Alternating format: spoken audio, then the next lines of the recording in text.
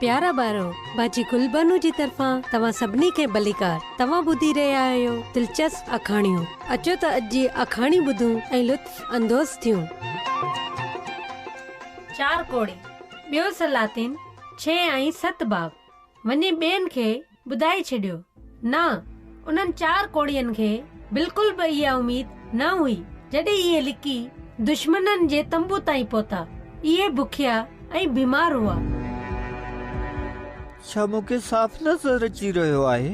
ही सच नथो थी सघे। पर हाँ, तंबू बिल्कुल खाली आहे। दुश्मन वञी चुका आहिनि। थी सघे थो त इहो कोई यार हुजे।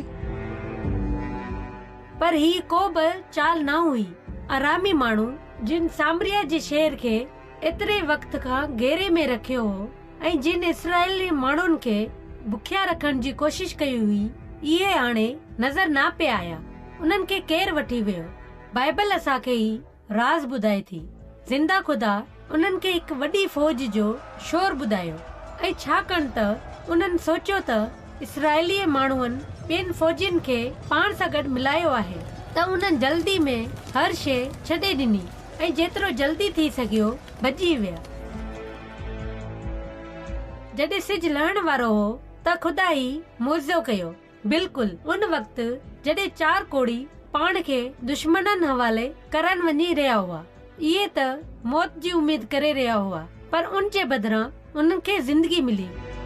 एतिरो घणो खाधो, मूंखे त अञा बि यकीन नथो अचे। छा इनाम मिलियो आहे? ॾिसो, कपड़ा, सोन ऐं चांदी। उन्हनि खाधो ऐं पीतो ॼण त ख्वाब में तंबू ताईं पहुता हुजनि। ही जेको असां करे रहिया आहियूं उहो सही नाहे। असां सिर्फ़ पंहिंजे बारे में नथा सोचे सघूं। असांखे वञी शहर में मौजूद माण्हुनि खे बि ही ख़ुशख़बरी ॿुधाइणी पवंदी। जेकॾहिं असां ख़ामोश रहियासीं त ॿिया माण्हू बुख मरी वेंदा ऐं पोइ असां इन्हनि जे मरण जो ज़िम्मेवार पाण खे समझंदासूं। पहिरीं त बादशाह खे लॻो त ही ख़बर दुश्मननि जी का चाल थी सघे थी, पर सभु माण्हू टोलनि में शहर खां ॿाहिरि निकिता ऐं ॾिठो त ही सच आहे। ऐं आरामियनि जे तंबू ते टुटी पिया। उहो ऑफिसर जे खुदा जो मज़ाक उॾायो हो, वो शहर जे दरवाज़े ते माण्हुनि जे पेरनि हेठां कुचलजी मरी वियो। सभु कुझु बिल्कुल ईअं ई थियो जीअं खुदा चयो हो।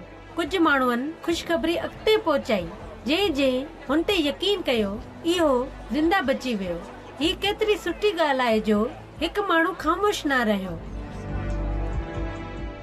मूंखे यादि अची रहियो आहे त येसु हिकु भेरो छा चयो, मां ज़िंदा आहियां ऐं तव्हां खे बि ज़िंदा रहणो पवंदो। हू चाहे थो त माण्हू ज़िंदा रहनि, रुगो ज़िंदा न पर हमेशा लाइ ज़िंदा रहनि। केतिरा ई माण्हू अञा ताईं इहो नथा ॼाणनि। तंहिं करे मां येसु जे बारे में ख़ुशख़बरी खे अॻिते पहुचाइण चाहियां थी। छा तव्हां बि इहे करणु चाहियो था? ठीकु आहे ॿारो, हाणे बाजी गुलबानो खे इजाज़त ॾियो। ख़ुदा हाफ़िज़।